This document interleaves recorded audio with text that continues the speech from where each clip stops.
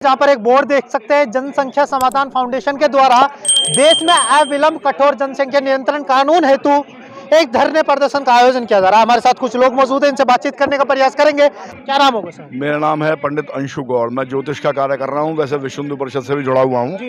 तो जनसंख्या नियंत्रण कानून एक तो हर व्यक्ति समझता ही है और इसकी आवश्यकता इसलिए है कि मेरा हमेशा कहना यह है कि मैं आपकी वजह से क्यों मरूं। अगर आप मूर्खता कर रहे हैं या आप किसी स्ट्रेटजी पे हैं, किसी नीति पे हैं, तो मैं आपकी वजह से क्यों मरूं।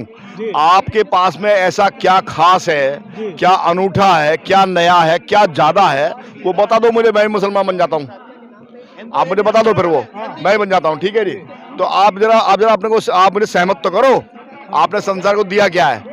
आप नीति अपनी ये रखिए कि आप मेरी समस्या मत बढ़ाइए। जब आप जनसंख्या बढ़ाते हैं तो आप मेरी समस्या ही बढ़ाते हैं। आप जब जनसंख्या बढ़ा रहे हैं तो केवल आप अपनी समस्या नहीं बढ़ा रहे, आप मेरी समस्या बढ़ा रहे हो। बस यही दिक्कत है मुझे। अब जब आप मेरी समस्या बढ़ा रहे हो तो फिर मैं आपको देश में नहीं रहने दूंगा। बिल्कुल एक मिनट, मुझे बिल्कुल निश्चित बात है ये कि देश में नहीं रहने दूंगा, देश में नहीं रहने दूंगा, देश में नहीं रहने दूंगा। अगर आपका वोटिंग राइट छीन लूं, ये छीन लूं, इससे कुछ नहीं होता। क्योंकि आप तो भूखे रह करके भी अपने छुरे की धार पैनी कर रहे हो। आप भूखे रह करके भी अपनी संख्या बढ़ा रहे हो, अपनी छुरे की धार पैनी कर रहे हो। पता नहीं कैसे कैसे जिहाद कर रहे हो आप।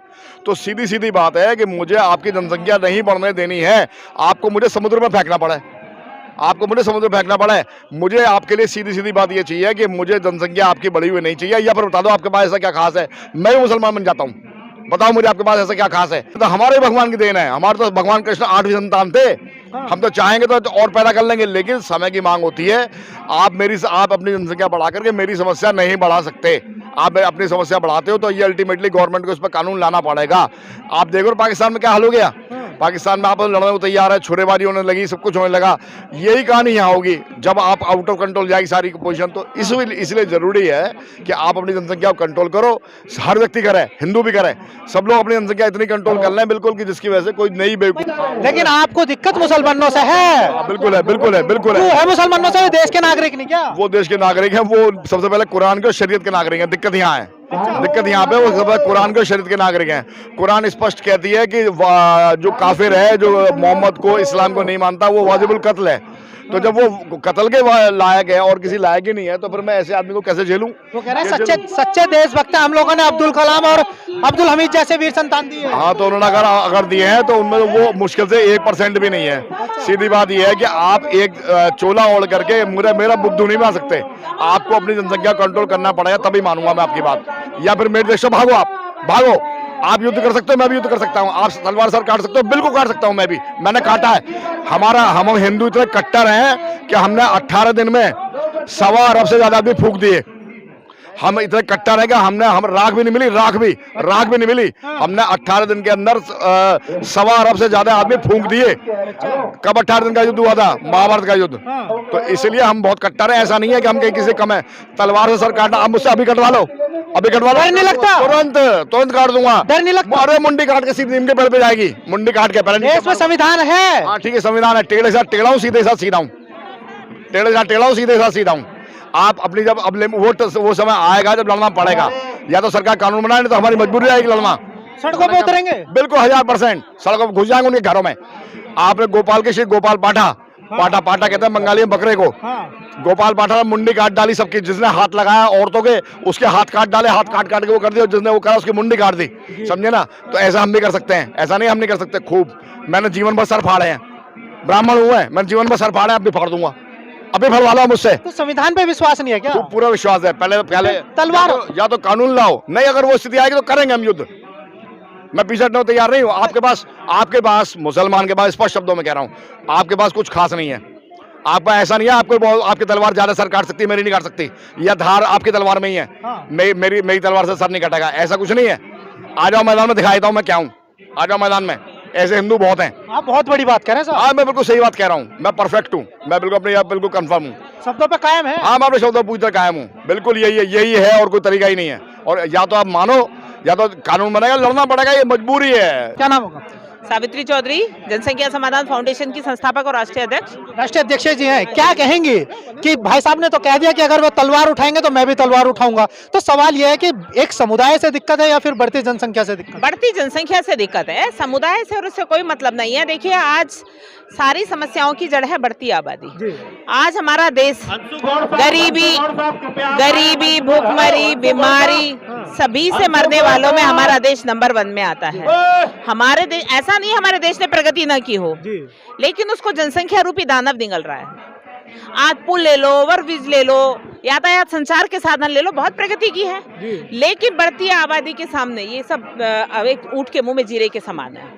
लेकिन हमारे देश में क्या है, वो वोटों की राजनीति हो रही है। ऐसा नहीं है, जिसको फॉलो करना है वो 77 से फॉलो कर रहा है। जब हमारे देश में ये मुद्दा जोर शोर से चल रहा था, हमारे दो की बात हो रही थी, उस समय हमारे पड़ोसी देशों को चिंता हुई और पड़ोसी देशों ने सोचा भी अगर भारत ने जनसंख्या को कंट्रोल कर लिया तो हमारा क्या होगा। हमारे देश में तो वन चाइल्ड पॉलिसी आया ना, 2 चाइल्ड पॉलिसी आया, लेकिन चीन अपने यहाँ 1 चाइल्ड पॉलिसी ले आया। और वही जो लोग हैं, कुछ तुष्टीकरण की नीति करने वाले लोग, वो क्या कह रहे हैं कि नहीं, चीन की तो 1 चाइल्ड पॉलिसी फेल हो गई है। वो फेल नहीं हुई है, वो 35 साल के लिए टारगेटेड पॉलिसी लाए थे और 35 साल में उन्होंने 40 करोड़ बर्थ रेट को कंट्रोल किया और जो 40 करोड़ लोगों पे उनको पैसा खर्च करना था वो विकास पे खर्च किया। हम क्या कर रहे हैं, हम आज भी शौचालय बना रहे हैं। देखो, अल्लाह की देन वेन कहीं नहीं है। जब सरकार कानून बनाएगी, आज हम हेलमेट क्यों लगाते हैं? अपनी सुरक्षा के लिए नहीं, बल्कि कानून के डर से लगाते हैं। लगा रहे हैं ना, कानून होगा तो उसका डर होगा ना। इम्प्लीमेंट करना सरकार का, भाई कानून सरकार बनाएगी, इम्प्लीमेंट कराना जो है शासन का काम है, प्रशासन का काम है। बिल्कुल। तो कानून की हम डिमांड कर रहे हैं, आप कानून बनाइए। सिर्फ इसमें 2 चाइल्ड पॉलिसी फॉर ऑल की मांग कर रहे हैं। हम किसी जाति धर्म को टारगेट नहीं कर रहे हैं। हम ये बोल रहे हैं हिंदू, मुस्लिम, सिख, ईसाई सभी के लिए कानून बनना चाहिए। जनसंख्या अगर देखें, जहां एजुकेशन की प्रॉब्लम है, जहां अनएजुकेटेड लोग हैं, वहां पॉपुलेशन बढ़ रही है। जहां पढ़े लिखे लोग हैं वहां 1 या 2 ही बच्चे आपको मिलेंगे। तो ये जो हमारा शिक्षा का स्तर है भाई, वो हम बढ़ाएं। अब सरकार, आप देखो, एक स्कूल में चले जाओ, किसी भी स्कूल में आप जाके देखो कि बच्चे को छोड़ के सब कुछ फ्री मिल रहा है। हाँ, बिल्कुल। फिर भी लोग नहीं पढ़ा रहे। उसका कारण क्या है? क्योंकि हम उस चीज को इम्प्लीमेंट नहीं करा रहे हैं। हम राशन की बात कर लें, फ्री सारी चीज दे रहे हैं, फ्री शिक्षा दे रहे हैं, वो सब आप दे रहे हैं, लेकिन कहीं ना कहीं आप सख्ती नहीं बरत रहे हैं। आपको सख्ती बरतनी चाहिए कि भाई 2 बच्चे से ज्यादा वाला अगर हो, ना कोई सब्सिडी मिलेगी, ना सरकारी नौकरियां मिलेंगी, ना कोई सुविधाएं मिलेंगी, उनको सारे लाभों से वंचित करना चाहिए। तो जब जाके स्थिति नियंत्रण होगी। बिल्कुल। आप अगर कोई 2 बच्चे वाला है, आप 1 बच्चे वाला, किसी ने 1 बच्चा किया, आप सरकारी नौकरी फिक्स कर दो, कैसे पॉपुलेशन कंट्रोल नहीं होगी? आप पक्की कर दो ना, उसकी योग्यता के अनुसार उसको नौकरी उसकी पक्की। सरकारी सुविधाएं जितनी भी हैं, सरकारी सुविधाओं से वंचित, तो बताइए कैसे पॉपुलेशन। सवाल ये भी तो है कि जो आज युवा बेरोजगार है, उन्हें नहीं नौकरी मिल रही, और जब आगे एक फिक्स कर देंगे कि अगर 1 बच्चा है तो उसकी योग्यता के आधार पर नौकरी मिलेगी, तो कहाँ रह जाएगा? वैसे ही देश प्राइवेटाइजेशन की ओर जा रहा है। आज हम 2 करोड़ 70 लाख हर साल बढ़ जाते हैं। कहाँ से आएंगी इतनी नौकरियां हर साल? हम जिस समय हमारा देश आजाद हुआ था, हम कितने थे? 36 करोड़ थे। आज 5 दशक में हम 150 करोड़ के आसपास पहुंच गए ना। लोग कह रहे हैं हम 2-4 साल बाद चीन को क्रॉस कर देंगे, कर चुके हैं। तो आप अगर हिसाब लगाएं, हम क्रॉस कर चुके हैं। और देखिए, पॉपुलेशन जितनी तेजी से बढ़ रही है, आपने एक वो पढ़ा होगा ना कि कौन से प्रोफेसर ने, हॉकिंस ने बोला था कि अगर मनुष्य को जिंदा रहना है, पृथ्वी पर जिंदा रहना है, तो दूसरे ग्रह की खोज कर ले या जनसंख्या को कंट्रोल कर ले। पृथ्वी पर जगह नहीं बचेगी जी, पृथ्वी पर जगह नहीं बचेगी, बिल्कुल नहीं बचेगी, इसलिए जल्दी लागू करवाइए। लागू तो सरकार करेगी ना भाई साहब। सरकार ही करवाइए, हम लोग लगेंगे तभी तो करेगी सरकार। अपने विचार रखिए। क्यों जनसंख्या नियंत्रण की लेकर के बहुत सालों से मांग चल रही है और अलग अलग धड़े बटे हुए हैं, अलग अलग गुट हैं, क्यों नहीं एक ध्वज के नीचे आकर के संगठित होकर के इस मांग को मांग? हाँ, बिल्कुल होना चाहिए। बिल्कुल, ये सब गलत है। जैसे देखिए, उद्देश्य तो हमारा एक है ना, जनसंख्या नियंत्रण होना चाहिए। सरकार को झुकाने के लिए, जैसे किसानों ने आंदोलन किया था, हमें ऐसा आंदोलन करना पड़ेगा। जनसंख्या नियंत्रण के लिए बिल्कुल हम तैयार हैं और 3 महीने का हम समय दे रहे हैं। उसके बाद रामलीला मैदान में ये देशव्यापी आंदोलन होगा। होगा। होगा। तैयार ही नहीं, पूरी तैयारी के साथ एक अगर नहीं बनता है तो हम लोग उसका और भी दूसरा रास्ता अख्तियार करेंगे और समय रहते आपको बताएंगे तो कि साहब सरकार भी आपकी है। सरकार हमारी क्यों है, हम सरकार के हिस्सा थोड़ी हैं। सदन में जो सरकार का सांसद है वो हिस्सा होता है। हाँ। सांसद महोदय ये सदन का विषय है, हमारा और आपका विषय नहीं है। हाँ। कानून कौन बनाता है? संसद। बस, तो संसद में विषय उठे, हमारी ये मांग है संसद में आप चर्चा करवाइए। एक महाभारत तो दो तो पहले हो गए हैं, अब तीसरा तैयार है। देखना रहे अब आप, उधर बात जहाँ करते हैं, जहाँ तो जनसंख्या आओ, बढ़ी है वहाँ वहाँ परेशानियाँ बढ़ेंगी। तैयार हो ताऊ जी? बिल्कुल तैयार है हम। अरे हम तो भैया ये कह रहे हैं सरकार ये से समझ में पहले ही नहीं आ हम रहा कि ये सरकार कब समझेगी, ये राजनेता कब समझेंगे कि हमारे देश में ये बढ़ती आबादी हमारे देश की बर्बादी है। सवाल इनकी यही तो समझ है में क्यों अध्यक्ष नहीं जी, आ रहा? सवाल यही तो है। 2014 में जो थी सरकार आई, एक नई उम्मीद लोगों को लगी कि एक नया बदलाव आएगा। 2014 के एजेंडा में था।